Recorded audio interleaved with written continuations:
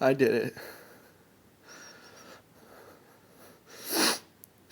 I was finally able to pull it off. I want to dig my eardrums out with a spoon. But I did it. For you guys. I did it for you guys.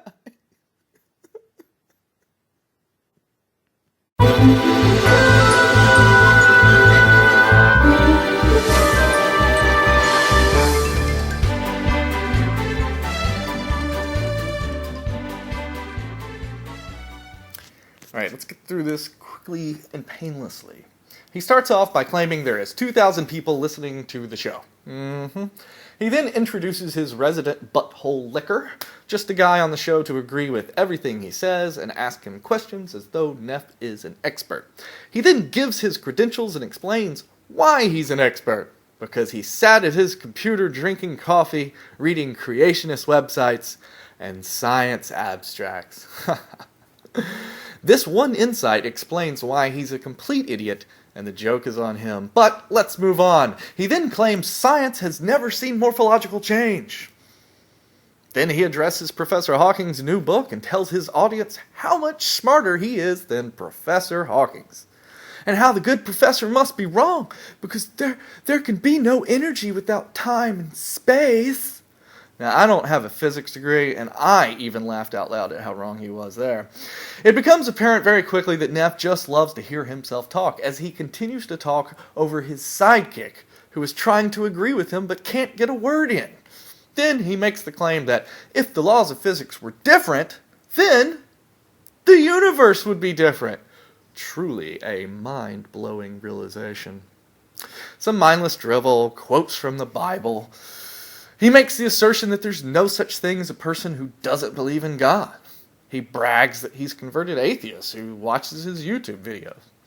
He brings up that old list of supposed scientists that, according to him, doubt evolution. The list is a joke. It's been shown 100 times to him that it's a joke, yet he still keeps bringing it up. He claims more scientists worldwide believe in creation than evolution. Yet, he claims if you doubt evolution, you're fired for going against the majority opinion. Something just doesn't jive right with this logic. Oh yeah, he doesn't use any. He then either misquotes Richard Dawkins intentionally, or he is too dumb to comprehend what Richard Dawkins actually said. Later it becomes obvious that there's no topic for this show or structure. It's just Neff rambling on and on and on and on. Shock of God suddenly interrupts the show. He needed his spoonful of attention for the day. He claims atheists are depressed, commit suicide, and do drugs, and then he hangs up. After taking that call from Shock of God, Neff says, I decided not to take calls this show. When DPR showed interest in calling in, of course, that's when Neff decided he wasn't going to take calls. It was after he had already taken Shock of God's call.